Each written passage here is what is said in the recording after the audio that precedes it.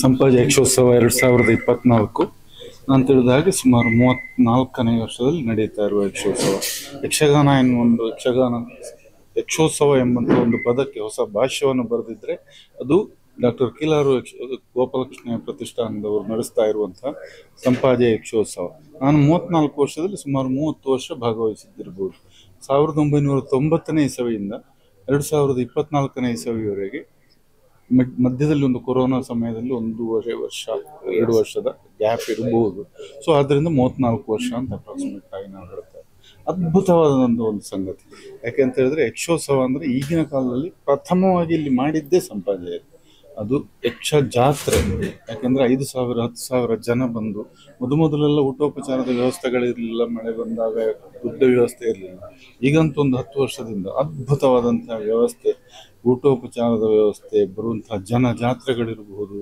ಬಂದಂತಹ ಕಲಾವಿದರು 150ಕ್ಕೂ ಹೆಚ್ಚಿನ ಕಲಾವಿದರು ಇಲ್ಲಿ ಭಾಗವಹಿಸಿ ಎಲ್ಲ ಮೇಳದಲ್ಲಿ ಅಥವಾ ಸಾಮಾನ್ಯವಾಗಿ ನಡೆಯುವಂತಹ ಯಕ್ಷಗಾನದಿಂದ ಸಿಕ್ಕುವಂತಹ ಸಂಭಾವನೆಯ 2 ಪಾಲು ಹೆಚ್ಚು ಇಲ್ಲಿ ನಡೆಯುತ್ತದೆ. ಇನ್ನೊಂದು ವಿಶೇಷ ಈಗ ಅಂತ ಹೇಳಿದ್ರೆ ಪ್ರಸ್ತುತವಾಗಿ ಒಂದು 4-5 ವರ್ಷದಿಂದ ಇದು ಸಾಯಂಕಾಲ ಪ್ರಾರಂಭ ಆಗಿ ಬೆಳಿಗ್ಗೆ ತನಕ ನಿಲ್ತಾ ಇತ್ತು, ಬೆಳಿಗ್ಗೆ 6 ಗಂಟೆ 7 ಗಂಟೆಗೆ. ಆದರೆ ಈಗ ಅದು ಕಲಾವಿದರ ಸಂಖ್ಯೆ ಜಾಸ್ತಿಯಾಗಿ ಕಲಾವಿದರಿಗೋಸ್ಕರ ಪ್ರಸಂಗವನ್ನು ಸೆಟ್ ಮಾಡಿಕೊಂಡು ಸಾಯಂಕಾಲ ಶುರುವಾದರೆ ಮರುದಿನ ಮಧ್ಯಾಹ್ನ 12 ಗಂಟೆ 1 ಗಂಟೆ ತನಕ ನಡೀತಾ ಇದೆ. ನಿರಂತರ 22 ಗಂಟೆ 24 ಗಂಟೆವರೆಗೆ ನಡೆದದ್ದು ಇದೆ. ಆದರೆ ಈ ಬಾರಿಯೂ ಕೂಡ ಹಾಗೆ 3 ದಿನಗಳ ವಿಶೇಷವಾದಂತಹ ಹವ್ಯಾಸಿ ಕಲಾವಿದರ ಯಕ್ಷಗಾನ ಸ್ಪರ್ಧೆ ಏರ್ಪಡಿಸಿ ಅದರಲ್ಲಿ ಒಂದು ಸುಮಾರು 13 ತಂಡಗಳು ಭಾಗವಹಿಸಿದ್ವು, 10 ಜನ ಕಲಾವಿದರ ಹಾಗೆ.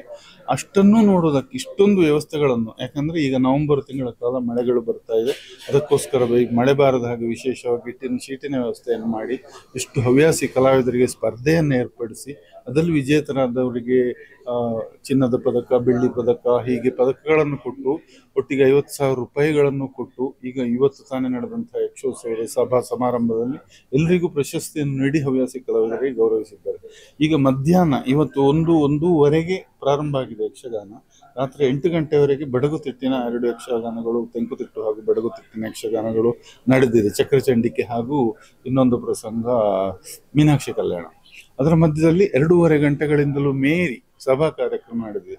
ನಾಡಿನ ಅತ್ಯದ್ಭುತ ಗಣ್ಯರಿಗೆ ಇದೀಗ ಕೊರೋನಾ ನಂತರ 3 ವರ್ಷದಿಂದ ಎಡನೀರು ಪೂಜ್ಯ ಶ್ರೀ ಕೇಶವಾನಂದ ಭಾರತಿ ಸ್ವಾಮೀಜಿಯವರ ಹೆಸರಿನಲ್ಲಿ ಪ್ರಶಸ್ತಿಗಳು ಕೂಡ ಘೋಷಣೆಯಾಗಿದೆ. ಕೇಶವಾನಂದ ಸ್ವಾಮೀಜಿಗಳ ಹೆಸರಿನಲ್ಲಿ ಅವರ ನೆನಪು ಅಜರಾಮರವಾಗಿ ಉಳಿಬೇಕು ಅಂತೇಳಿ ಕೇಶವಾನಂದ ನ್ಯಾಯವಾದಿಗಳಿಗಿರುವಂತಹ ಪ್ರಶಸ್ತಿ, ಶೈಕ್ಷಣಿಕವಾಗಿರುವಂತಹ ಪ್ರಶಸ್ತಿ, ಯಕ್ಷಗಾನ ವಿಶೇಷ ಬೇರೆ ಬೇರೆ ರೀತಿಯಲ್ಲಿ 2 ಸಂಗೀತ ಕ್ಷೇತ್ರದಲ್ಲಿ ಪ್ರಶಸ್ತಿ, ಇಂಥ ಎಲ್ಲ ಪ್ರಶಸ್ತಿಗಳನ್ನು ನೀಡಿ ಅದ್ಭುತವಾಗಿ ಕಲಾವಿದರನ್ನಾಗಿ ಮಾತ್ರ ಅಲ್ಲ ನಾಡಿನ ಹಿರಿಯ ಗಣ್ಯರನ್ನು ಗೌರವಿಸಿದ್ದಾರೆ.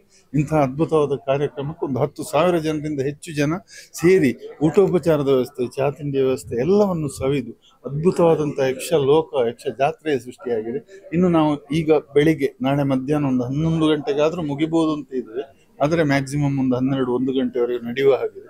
ಬರುವ ವರ್ಷದ ಯಕ್ಷೋತ್ಸವಕ್ಕೆ ಈಗಲೇ ಮತ್ತೆ ನಾಳೆಯಿಂದ ಕಾಯುವ ಹಾಗೆ ಈ ರೀತಿ ಅದ್ಭುತವಾದಂಥ ಒಂದು ಕಾರ್ಯಕ್ರಮ ನಡೆದಿದೆ. ಗಣೇಶ್ ಭಟ್ ಬಾಯರ್ ಅಂತ ನಾನು ಬೆಂಗಳೂರಿನಿಂದ ಮೊನ್ನೆ ಬಂದು ಜಾಯ್ನ್ ಆಗಿದ್ದೇನೆ.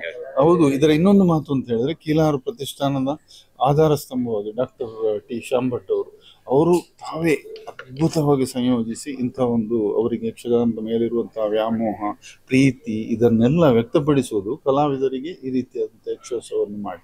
ಇಂಥ ಯಕ್ಷೋತ್ಸವ ಸಂಪಾಜ ಯಕ್ಷೋತ್ಸವ ಖಂಡಿತವಾಗಿ ಅದ್ಭುತವಾಗಿದೆ. ಧನ್ಯವಾದ. ಹಾಯ್ ಅಮ್ಮ. ಹಾಯ್. ಇವತ್ತು ನನ್ನ ಫ್ರೆಂಡ್ ಒಬ್ಳು ಅವ್ರ ಅಮ್ಮಂಗೆ ಸರ್ಪ್ರೈಸ್ ಗಿಫ್ಟ್ ಕೊಟ್ಲು ಗೊತ್ತಾ? ಬರ್ತ್ಡೇನಾ? Special day. ಏನ್ ಗಿಫ್ಟ್ ಕೊಟ್ಲು? ನನ್ನಮ್ಮ ಬೆಸ್ಟ್ ಆರ್ಕಿಟೆಕ್ಟ್ ಅವಾರ್ಡ್ ತಗೋತಿರೋ ದಿನ ನನ್ನ ಕಡೆಯಿಂದ ಪ್ರೀತಿಯ ಗಿಫ್ಟ್.